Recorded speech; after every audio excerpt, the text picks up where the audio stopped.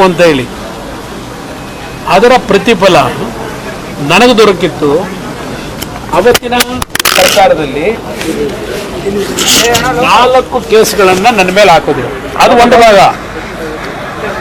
ಸಿದ್ದರಾಮಯ್ಯವ್ರಿಗೆ ಕೇಳಲಿಕ್ಕೆ ಬಯಸ್ತೀನಿ, ಕಾಂಗ್ರೆಸ್ ನಾಯಕರುಗಳಿಗೆ ಕೇಳಲಿಕ್ಕೆ ಬಯಸ್ತೀನಿ. ಈಗ ಸಿದ್ದರಾಮಯ್ಯವ್ರ ಮೇಲೆ ನೆನ್ನೆ ಜಸ್ಟ್ ಒಂದು ಗವರ್ನರ್ ಅವರಿಂದ, ಸಂವಿಧಾನದ ಹೆಡ್ ಅವರು ಯಾವೊಂದು ಪ್ರಾಸಿಕ್ಯೂಷನ್ಗೆ ಸ್ಯಾಂಕ್ಷನ್ ಕೊಟ್ಟಿದ್ದಾರೆ ಅಂತ ಹೇಳಿ, ಪ್ರಾಸಿಕ್ಯೂಷನ್ಗೂ ಅಲ್ಲ ತನಿಖೆ ಮಾಡಲಿಕ್ಕೆ ಕೊಟ್ಟಿರ್ತಕ್ಕಂಥದ್ದಕ್ಕೆ ನಿನ್ನೆಯಿಂದ ಏನೋ ರಾಜ್ಯದೊಳಗೆ ಸಂವಿಧಾನದ ಬಿಕ್ಕಟ್ಟು, ರಾಜ್ಯ ಸರ್ಕಾರ ಅಸ್ಥಿರಗೊಳಿಸೋದು ನಡೆಸ್ತಾ ಇದಾರಲ್ಲ ಪ್ರತಿಭಟನೆ.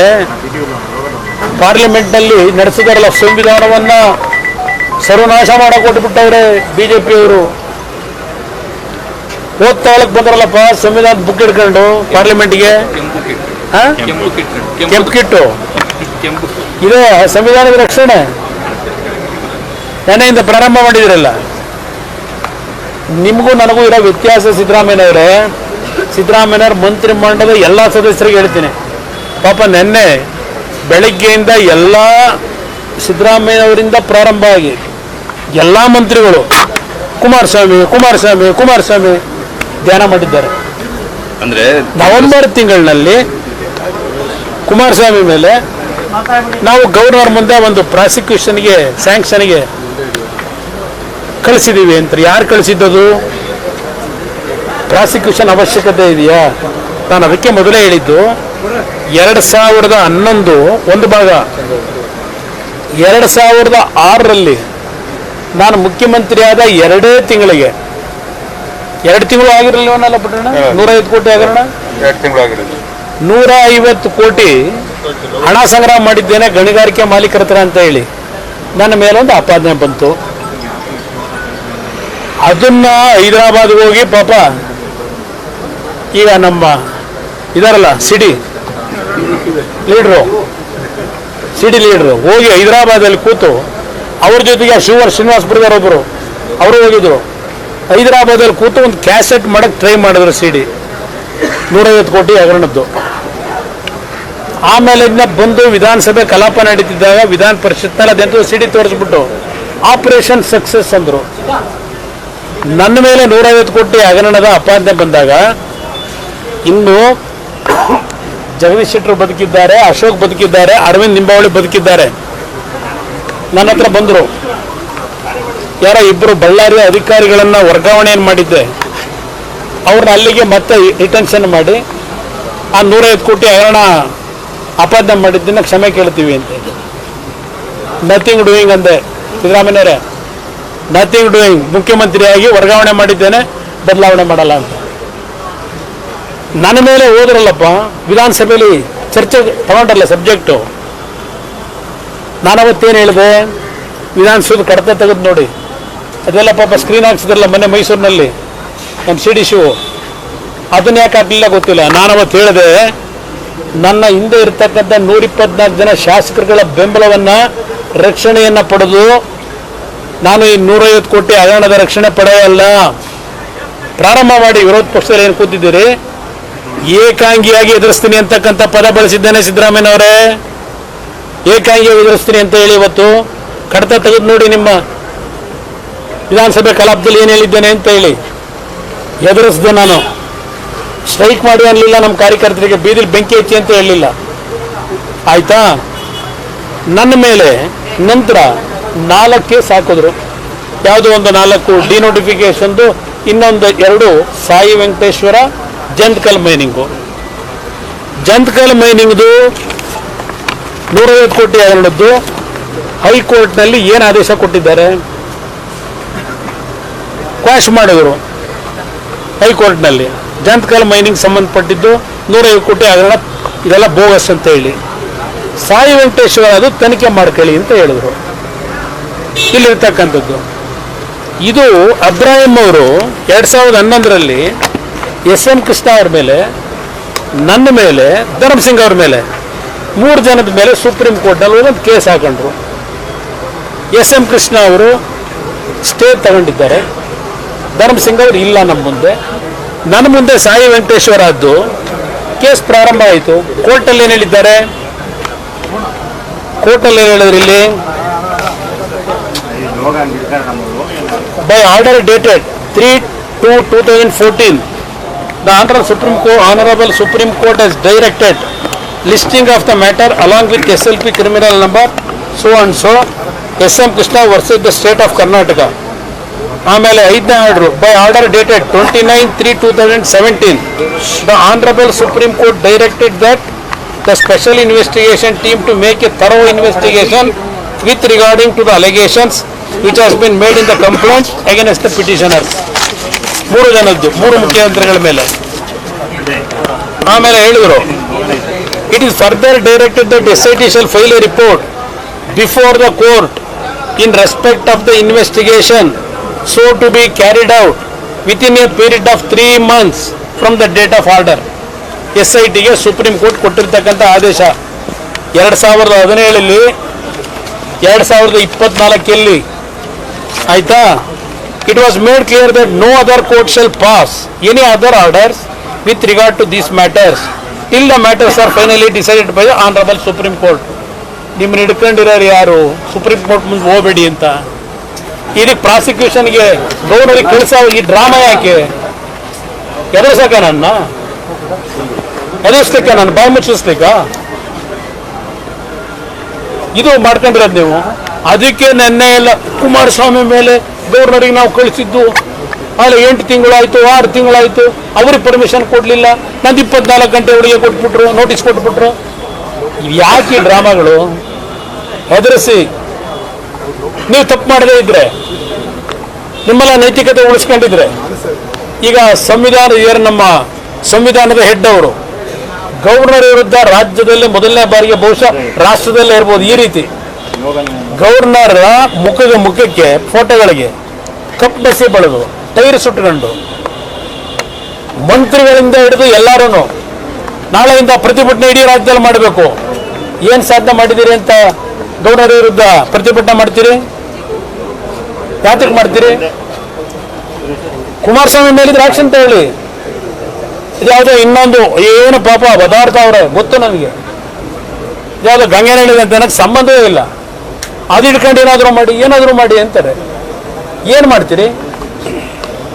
ಧೈರ್ಯವಾಗಿದ್ದೀನಿ. ಅಂದ್ರೆ ಧೈರ್ಯವಾಗಿದ್ದೀನಿ. ಕೇಂದ್ರ ಸರ್ಕಾರದ ಮೇಲೆ ಇದು ಕೇಂದ್ರ ಸರ್ಕಾರನ ಯಾಕೆ ದೂರ್ತೀರಿ?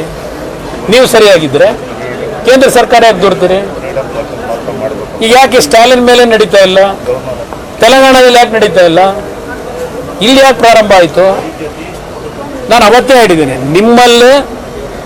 ನಿಮ್ಮಲ್ಲೇ ಕೆಲವರು ಈ ವಿಷಯಗಳನ್ನು ಹೊರಗೆ ತಂದ್ಕೊಂಡು ಕೂತವ್ರೆ ತಿಳಿಸ್ಬೇಕು ಅಂತ ಹೇಳಿ. ನಿಮ್ಮ ಕಿತ್ತಾಟದಲ್ಲಿ ಕೇಂದ್ರ ಸರ್ಕಾರ ಯಾಕೆ ತರ್ತಾರೆ ಮಧ್ಯಕ್ಕೆ? ನನಗೇನು ಬೇರೆ ಕೆಲಸ ಇಲ್ವಾ? ಪ್ರಧಾನಮಂತ್ರಿಗಳ ಹತ್ರಕ್ಕೆ ಹೋಗಿ, ನಮ್ಮ ಹೋಮ್ ಮಿನಿಸ್ಟರ್ ಹತ್ರಕ್ಕೆ ಹೋಗಿ, ಅದೇನೋ ದೇವೇಗೌಡರು ಹೋಗಿ ನಮ್ಮ ಕಾಡುಗೊಲ್ಲರದು ಮತ್ತಿನ್ನು ನಮ್ಮ ಕುಂಚಿಟ್ಟಿಗೆ ಹೋಗ್ಲಿರೋದು ಒಂದು ರಿಸರ್ವೇಷನ್ಗೆ ಚರ್ಚೆ ಮಾಡಲಿಕ್ಕೆ ಇವ್ರ ಹತ್ರಕ್ಕೆ ಹೋದ್ರೆ ಹೋಮ್ ಮಿನಿಸ್ಟರ್ ಹತ್ರ, ಅಯ್ಯೋ ಹೋಗಿ ಅಮಿತ್ ಶಾ ಅವ್ರ ಹತ್ರ ಇವ್ರನ್ನ ಜೈಲಿಗೆ ಹೆಂಗೆ ಕಳಿಸ್ಬೇಕು ಅಂತ ಚರ್ಚೆ ಮಾಡಕ್ಕೆ ಹೋಗೋರೆ. ನನ್ನ ಮಗನ ಹೆಂಗೆ ಉಳಿಸ್ಕೋಬೇಕು ಅಂತ ಹೋಗೋರೆ. ಕುಮಾರಸ್ವಾಮಿ ಉಳಿಸ್ಕೊಳ್ಳೋಕೆ ರೀ, ಕುಮಾರಸ್ವಾಮಿ ನಾನು ಉಳ್ಕೋಬೇಕು ಅನ್ನೋದಾಗಿದ್ರೆ ನಾನು ತಪ್ಪು ಮಾಡಿನಾದ್ರು ಯಾವ್ಯಾವ ಥರ ನಡೆಸ್ಕೊಂಡಿದ್ದೀರಿ ನೀವು? ಯಾವ್ಯಾವ ಥರ ನಿಮ್ಮ ರಕ್ಷಣೆ ಪಡ್ಕೊಳ್ಳಿಕ್ಕೆ ಏನೇನು ದುರುಪಯೋಗ ಪಡಿಸ್ಕೊಂಡಿದ್ದೀರಿ? ಇವತ್ತಿನವರಿಗೆ ನಾನು ಡಾಕ್ಟರ್ ಬಾಬಾ ಸಾಹೇಬ್ ಅಂಬೇಡ್ಕರ್ ಅವರು ಈ ದೇಶ ಪ್ರತಿಷ್ಠಾಪನೆ ಆದಾಗ ಯಾವ ಸಂವಿಧಾನವನ್ನು ರಚನೆ ಮಾಡಿದ್ದಾರೆ, ಆ ಸಂವಿಧಾನದ ಒಳಗೆ ಬರ್ತಕ್ಕಂಥ ಯಾವುದೇ ಇನ್ಸ್ಟಿಟ್ಯೂಷನ್ಗಳನ್ನು ನಾನು ದುರುಪಯೋಗ ಪಡಿಸ್ಕೊಳ್ಳಿಕ್ಕೆ ಹೋಗಿಲ್ಲ. ಯಾವ್ಯಾವ ರೀತಿ ದುರುಪಯೋಗ ಪಡಿಸ್ಕೊಂಡಿದ್ದೀರಿ ನೀವುಗಳು, ಆ ದುರುಪಯೋಗ ನಾನು ಪಡಿಸ್ಕೊಂಡಿಲ್ಲ. ಸಿದ್ದರಾಮಯ್ಯನವರೇ, ಕಳೆದ ಬಾರಿ CM ಇದ್ದಾಗ ಲೋಕಾಯುಕ್ತ ಎನ್ಕ್ವೈರಿಗಳು ಬಂದಾಗ ಲೋಕಾಯುಕ್ತ ಮುಚ್ಚಾಕಿ ACB ರಚನೆ ಮಾಡಿ ನಿಮ್ಮ ACB ಪೊಲೀಸ್ ಅಧಿಕಾರಿಗಳ ಮುಖಾಂತರ ಯಾವ ರೀತಿ ರಕ್ಷಣೆ ಪಡ್ಕೊಂಡ್ರಿ ನೀವು? ಬೇಕಾ? ಎಷ್ಟು ಬೇಕು ಉದಾಹರಣೆ ನಿಮಗೆ? ರೀಡೋ ಹೆಸರಿನಲ್ಲಿ ಅರ್ಕಾವತಿ ಬಡಾವಣೆ ಎಷ್ಟು ಜನಕ್ಕೆ ಸೈಟ್ ಕೊಟ್ಟಿದ್ದೀರಪ್ಪ? ಇಲ್ಲ, ಅರ್ಕಾವತಿ ಬಡಾವಣೆ ರೀಡೋ ಮಾಡಿ ಆ ನಿಜವಾದ ರೈತರಿಗೆ ಆ ಭೂಮಿ ವಾಪಸ್ ಕೊಟ್ಟಿದ್ದೀರೋ? ಯಾರಿಗೆ ಕೊಟ್ಟಿದ್ದೀರಿ ಆಗಿದ್ರೆ? ನನ್ನ ಪ್ರಶ್ನೆ ಮಾಡ್ತಾ ಇದ್ದೀರಲ್ಲ, ಯಾರಿಗೆ ಕೊಟ್ರಿ ಅವತ್ತು? ಸರಿ. ರೀಡು ಹೆಸರಿನಲ್ಲಿ ಇವತ್ತು ಗವರ್ನರ್ ವಿರುದ್ಧ ಕಾಂಗ್ರೆಸ್ ಸರ್ಕಾರ ಮಂತ್ರಿಗಳ ಮೀಟಿಂಗ್ ಕರ್ಕೊಂಡು ಗೋಗರ್ಕೊಂಡು ಅಯ್ಯೋ ಎಲ್ಲ ನಿಂತ್ಕೊಂಡು ಹೇಳಿಕೆ ಕೊಡಿ. ಏನ್ ನೆನ್ನೆಯಿಂದ ಕೊಟ್ಟಿದ್ದು ಹೇಳಿಕೆನ ಪ್ರತಿಭಟನೆಗೂ ಏನೆಲ್ಲ ಕಾನೂನು ತಜ್ಞರುಗಳೆಲ್ಲ ಏನ್ ಕೊಟ್ಟಿದ್ದೆ ಪ್ರತಿಭಟನೆ. ಲೋಕಾಯುಕ್ತ ಅಧಿಕಾರಿಗಳು ತಮ್ಮ ವಿರುದ್ಧ ಪ್ರಾಸಿಕ್ಯೂಷನ್ ಕೇಳಿರೋದು ಬ್ಲಾಕ್ ಮೇಲ್ ಅಂತನಾ ಏನು? ಯಾರು ಇನ್ನೇನು ಮತ್ತೆ ಯಾತಿಗೆ ಬೇಕು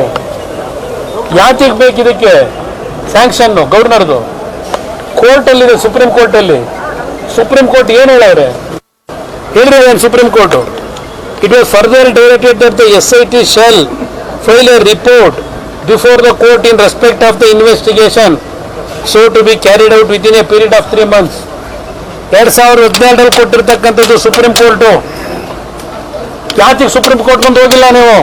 ಸುಪ್ರೀಂ ಕೋರ್ಟು ನನ್ನ ಮೇಲೆ ತನಿಖೆ ನಡೆಸಿ ನನ್ನ ಮೇಲೆ ಕೋರ್ಟ್ ಮುಂದೆ ಇಡಬೇಕಾದ್ರೆ ಗವರ್ನರ್ ಪರ್ಮಿಷನ್ ತಗೊಂಡ್ಬನ್ನಿ ಅಂತ ಹೇಳೋರು ಇದರಲ್ಲಿ.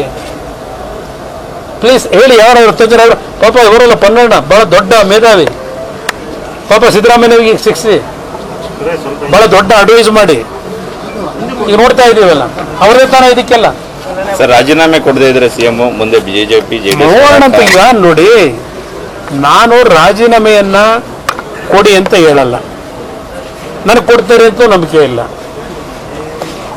ಆದರೆ ಕಾನೂನು ಅಂತಕ್ಕಂಥದ್ದಿದೆ. ಈ ದೇಶದ ಕಾನೂನಿನ ವ್ಯವಸ್ಥೆ ಒಳಗೆ ಯಾವ ಹಂತದಲ್ಲಿ ಏನು ತೀರ್ಮಾನಗಳಾಗಬೇಕು ಅಲ್ಲಿ ತೀರ್ಮಾನಗಳಾಗುತ್ತೆ. ನಮ್ಮ ಪಾದಯಾತ್ರೆಗೂ ಇವತ್ತು ಗವರ್ನರ್ ಅವರು ಏನೋ ಒಂದು ಸ್ಯಾಂಕ್ಷನ್ ಕೊಟ್ಟಿದ್ದಾರೆ, ಅದಕ್ಕೂ ಸಂಬಂಧ ಇಲ್ಲ. ಪಾದಯಾತ್ರೆ ರಾಜಕೀಯವಾಗಿ ಇವತ್ತು ಜನತೆ ಸಂದೇಶ ಏನು ಕೊಡಬೇಕು, ಈ ಸರ್ಕಾರ ನಡೀತಿರ್ತಕ್ಕಂಥ ಮಾರ್ಗ ಅದರ ಸಂದೇಶ ಕೊಡ್ಲಿಕ್ಕೆ ಪಾದಯಾತ್ರೆ. ನಾನು ಇವತ್ತು ಮುಖ್ಯಮಂತ್ರಿಗೆ ಆ ಮಂತ್ರಿಮಂಡಲ ಕೇಳ್ತೇನೆ, 1.5 ವರ್ಷದಿಂದ ಸರ್ಕಾರ ಹಾಳು ಮಾಡ್ಕೊಂಡಿದ್ದೀರಿ, ಅಭಿವೃದ್ಧಿ ಅಂತಕ್ಕಂಥದ್ದು ಸತ್ತೋಗಿದೆ. ನಾನು ಹೇಳೋದಲ್ಲ, ನಿಮ್ಮ ಕಾಂಗ್ರೆಸ್ನ ಮುಖಂಡರುಗಳೇ ಹೇಳ್ತಾರೆ. ಇವತ್ತು ಬರೀ ಈ ವಿಷಯಗಳನ್ನ ನಿಮ್ಮ ಮಂತ್ರಿಮಂಡಲ ಇದಕ್ಕೆ ನೀವು ಗಮನ ಕೊಟ್ಕೊಂಡು ಒಬ್ಬ ವ್ಯಕ್ತಿಯನ್ನ ಇವತ್ತು ನೀವು ರಕ್ಷಣೆ ಪಡ್ಕೊಳ್ಳೋಕ್ಕೋಸ್ಕರವಾಗಿ ಉಳಿಸ್ಕೊಳ್ಳಿಕ್ಕೆ ರಾಜ್ಯವನ್ನ ಹಾಳು ಮಾಡಬೇಡಿ. ನನಗೇನು ಯಾರ ಮೇಲೆ ಅಸೂಯೆ ಇಲ್ಲ, ಇಡೀ ಮಂತ್ರಿಮಂಡಲ ಯಾರು ಪರ್ಮನೆಂಟ್ ಅಲ್ಲ. ನಾನು ಮೊನ್ನೆನೂ ಹೇಳಿದ್ದೇನೆ, ಕೆಂಗಾಲ್ ಹನುಮಂತಯ್ಯನವರು ಕಟ್ಟಿರ್ತಕ್ಕಂಥ ವಿಧಾನಸೌಧದಲ್ಲಿ ಇಟ್ಟಿರ್ತಕ್ಕಂಥ ಮುಖ್ಯಮಂತ್ರಿಗಳ ಚೇರ್ ಇದೆಯಲ್ಲ, ಈ ದೇಶದಲ್ಲಿ ಸ್ವಾತಂತ್ರ್ಯ ಅಂತಕ್ಕಂಥದ್ದು ಪ್ರಜಾಪ್ರಭುತ್ವ ವ್ಯವಸ್ಥೆಯಲ್ಲಿ ಈ ಸ್ವಾತಂತ್ರ್ಯದ ಒಂದು ಚುನಾವಣಾ ಸಿಸ್ಟಮ್ಗಳು ಬಂದ ನಂತರ ಆ ಚೇರು ಭದ್ರವಾಗಿ ಇದೆ. ಆದ್ರೆ ಚೇರ್ ಮೇಲೆ ಕೂಡ ಭದ್ರವಾಗಿರಕ್ಕಾಗಲ್ಲ ದಾರಿ ತಪ್ಪಿದ್ರೆ. ಅದು ಇವತ್ತು ನಾವು ಕಾಣ್ತಾ ಇದ್ದೇವೆ. ಇಲ್ಲಿ ಜಾತಿ ಹೆಸರಿನಲ್ಲಿ ರಕ್ಷಣೆ ಪಡ್ಕೊಂಡು ಈ ತರ ಕೀಳ್ಮಟ್ಟದ ರಾಜಕೀಯ ಎಷ್ಟು ದಿವಸ ನಡೆಸ್ತೀರಿ? ದೇವೇಗೌಡರ ಮೇಲೆ ಏನೇನು ಮಾಡಿಸಿದ್ರಿ? CBI ಅದೇ ಅದು ನಿಮ್ಮ ಲೋಕಾಯುಕ್ತ ಅನ್ಕೋರಿ, COD ಅನ್ಕೋರಿ, ಎಲ್ಲೆಲ್ಲಿ ಕರ್ಸ್ಕೊಂಡಿದ್ರಿ ದೇವೇಗೌಡರನ್ನ. ಇವತ್ತು ಮಾಜಿ ಪ್ರಧಾನಮಂತ್ರಿನ ಯಾವುದೋ ಒಂದು ಚಾನಲ್ನಲ್ಲಿ 420 ಅಂತ ಹೇಳಿ ಈ ಪರಿಸ್ಥಿತಿಗೆ ರಾಜ್ಯದಲ್ಲಿ ಏನು ಚಾನಲ್ ಅನ್ನ ಇದು ನಿಮಗೆ ಪತ್ರಿಕಾ ಸ್ವಾತಂತ್ರ್ಯ ಯಾತಕ್ಕೆ ಕೊಟ್ಟಿದ್ದಾರೆ? ನಿಮಗೆ ಏನಿದೆ ಡಾಕ್ಯುಮೆಂಟ್ ನಿಮ್ಮ ಹತ್ರ 420 ಅಂತ ಹೇಳಲಿಕ್ಕೆ? ಇದಕ್ಕೆ ನೀವೆಲ್ಲ ಎನ್ಕರೇಜ್ ಮಾಡ್ತೀರಾ? ಇದನ್ನು ನೋಡ್ಕೊಂಡು ಸುಮ್ಮನೆ ಇರ್ತೀರಾ? ನನಗೇನು ನಷ್ಟ ಇಲ್ಲ, ದೇವೇಗೌಡರಿಗೆ ನಷ್ಟ ಇಲ್ಲ. ಆದ್ರೆ ವ್ಯವಸ್ಥೆಯನ್ನ ಎಲ್ಲಿಗೆ ತೆಗೆದುಕೊಂಡು ಹೋಗ್ತಾ ಇದ್ದೀರಿ? ಈಗ ಪೋಕ್ಸೋ ಕೇಸ್ ಯಡಿಯೂರಪ್ಪನವ್ರ ಪೋಕ್ಸೋ ಕೇಸನ್ನು ಅಷ್ಟೇ ವೇಕೇಟ್ ಮಾಡ್ತೀವಿ ಅನ್ನೋ ಮಾತನ್ನ ಹೇಳ್ತಾರೆ. ಮಾಡ್ಲಿ. ಈಗ ದೇಶದ ಕಾನೂನು ಎಲ್ಲರಿಗೂ ಒಂದೇ. ನಾನು ಅವತ್ತೂ ಹೇಳಿದ್ದೇನೆ, ಈ ದೇಶದ ಕಾನೂನಿನಲ್ಲಿ ಎಲ್ಲರೂ ತಲೆಬಾಗಬೇಕು. ಇದರಲ್ಲಿ ಯಾವುದೇ ರೀತಿಯಲ್ಲಿ ದೇಶದ ಕಾನೂನನ್ನ ಉಲ್ಲಂಘನೆ ಮಾಡ್ಲಿಕ್ಕೆ ಸಾಧ್ಯ ಇಲ್ಲ. CM ಜೊತೆಲಿ ಈಗಲೂ ಅವರ ಜೊತೆಲಿರೋರು ಬಂಡೆ ತರ ನಿಂತಾರ ಅಂತ DK ಶಿವಕುಮಾರ್ ಹೇಳ್ತಾ ಇದ್ದಾರೆ, ಇಡೀ ಸಚಿವ ಸಂಪುಟ CM ಅಂತ DK ಶಿವಕುಮಾರ್. ಬಂಡೆ ಅನ್ನೋದು ಇದೆಯಲ್ಲ, ಆ ಬಂಡೆನೇ ಡೇಂಜರ್ ಅಲ್ಲಿ. ಇವತ್ತು ಯಾತಕ್ಕೆ ಇವತ್ತು ನಮ್ಮ ಪಶ್ಚಿಮ ಘಟ್ಟದಲ್ಲಿ ಕೊಡಗಲ್ಲಿ ಬೀಳ್ತಾವಲ್ಲ, ಮೊನ್ನೆ ವಯನಾಡಲ್ಲಿ ಲ್ಯಾಂಡ್ ಸ್ಲೈಡ್ ಆಯ್ತಲ್ಲ, ಲ್ಯಾಂಡ್ ಸ್ಲೈಡ್ ಆಗಿದ್ದು ಆ ಬಂಡೆ ರಕ್ಷಣೆ ಕೊಡ್ತಾ? ಆ ಲ್ಯಾಂಡ್ ಸ್ಲೈಡ್ ಆಗಿ ಇವತ್ತು ಹಲವಾರು ಜನ ಸಾಯ್ಲಿಕ್ಕೆ ಆ ಬಂಡೆಗಳೇ ಕಾರಣ. ಕರ್ನಾಟಕದಲ್ಲೂ ಈ ಬಂಡೆಗಳೇ ಕಾರಣವಾಗ್ತಕ್ಕಂಥ ದಿನ ದೂರ ಇಲ್ಲ.